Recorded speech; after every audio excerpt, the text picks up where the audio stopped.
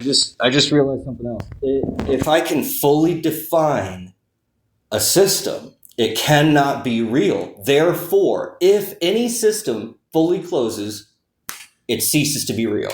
So that I don't ever experience it. This is why I never experience my own death. This is why that weird quantum paradox that they talk about happens. Because as soon as it closes, it's fully defined. If it's fully defined, then it isn't real. It's like the past. The past isn't really real because we don't experience it right now. It's not real, Here now is real. The past is gone. The past is something else. I don't know what to call that, but it isn't real. It's something else. It's a truth, but it isn't real.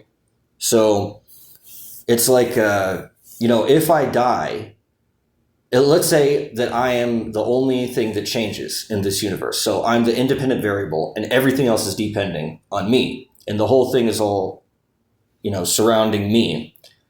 And this is, like I said, this is true for every single person. Every single person gets their own universe. We're all the center of our own universes.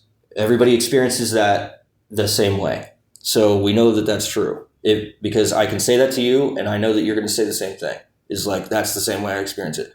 So there's a faith that there has to be an equivalent subject on the other end. That's where, the faith really starts. And then if you have that faith, then you have the faith that there's not just that one other possible person out there, but that there's a lot. And then eventually that extends and extends and extends and extends. And eventually you get back to animism where you start believing that everything is a person. And then you believe that there's a God.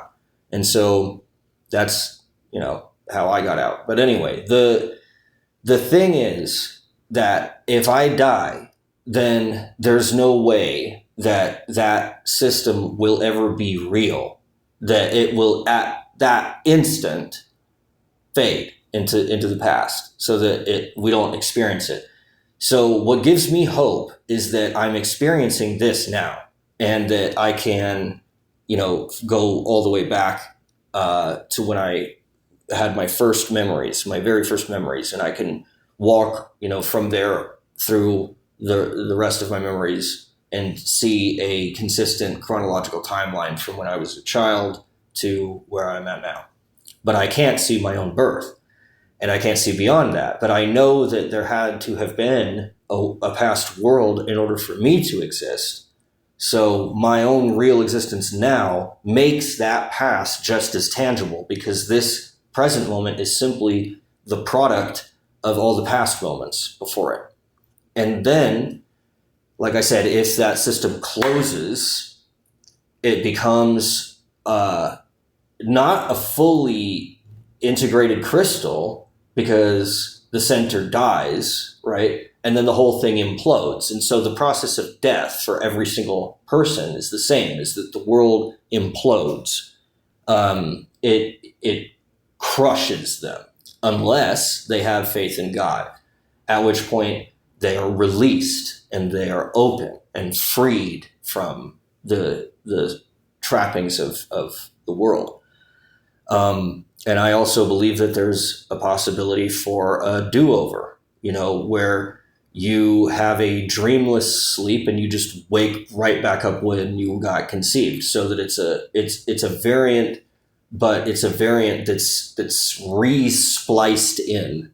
And how could you end up with a different one? Well, because you won't necessarily follow the same path twice. So even if I don't get crushed into an oblivion, I can still reincarnate in this form and not die, but my rebirth will begin at exactly the same conditions that the previous life did.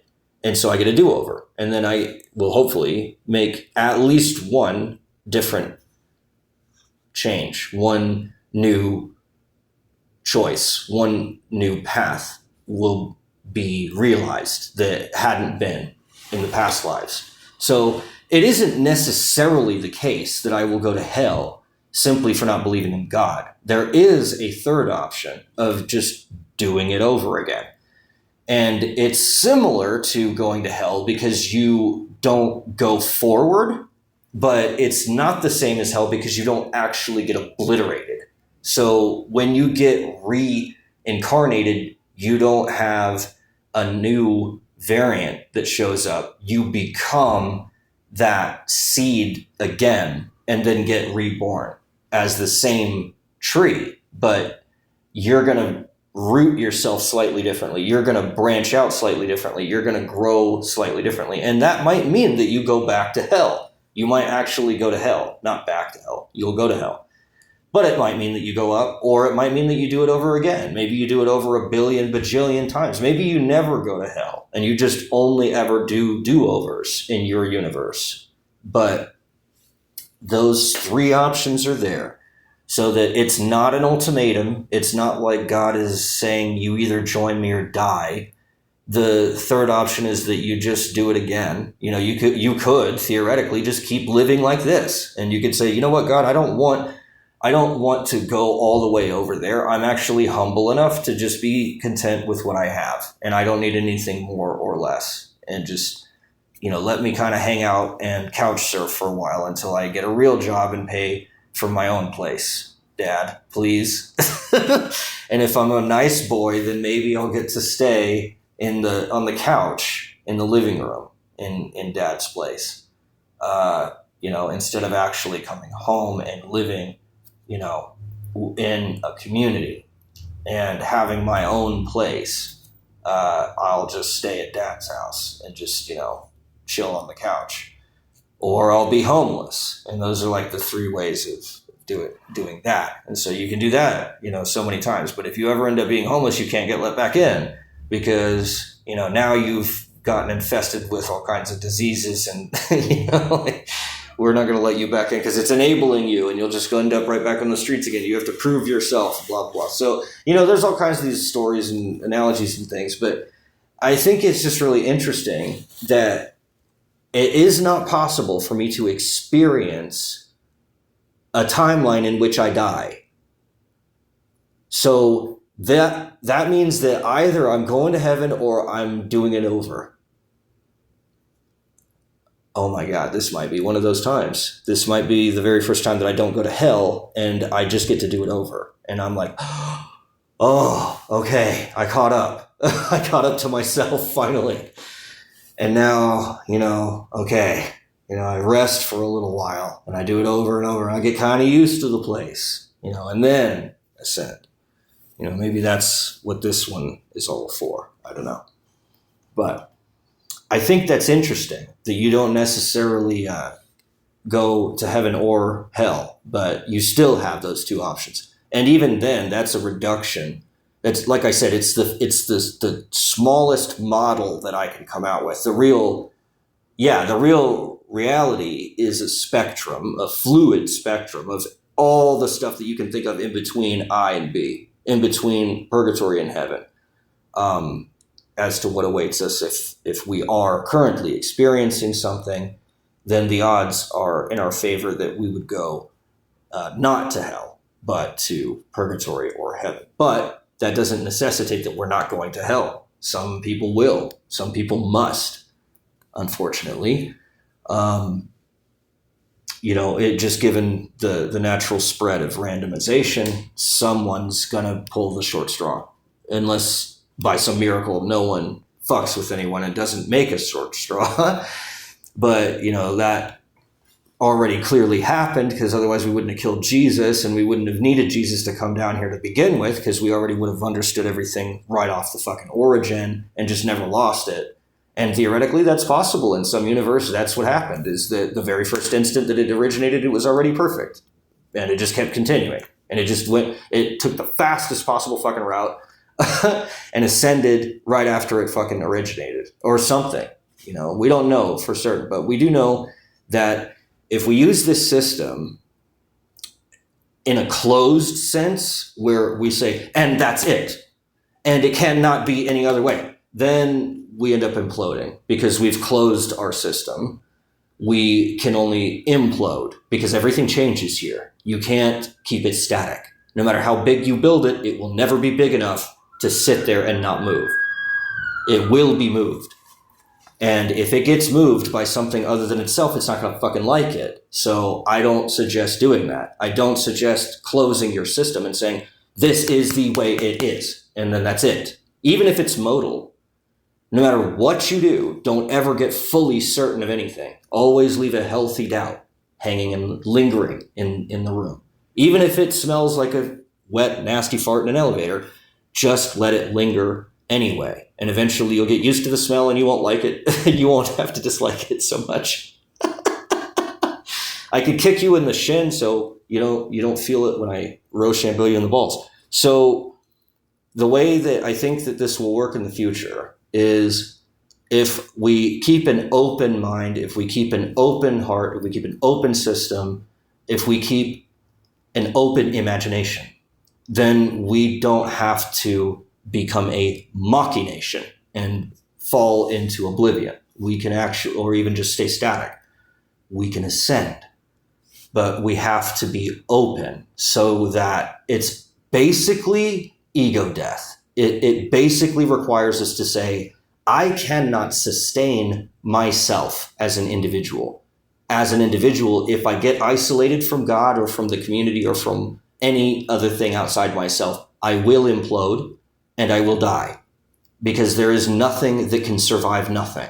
Only nothing could survive nothing. You confront nothing and you will die.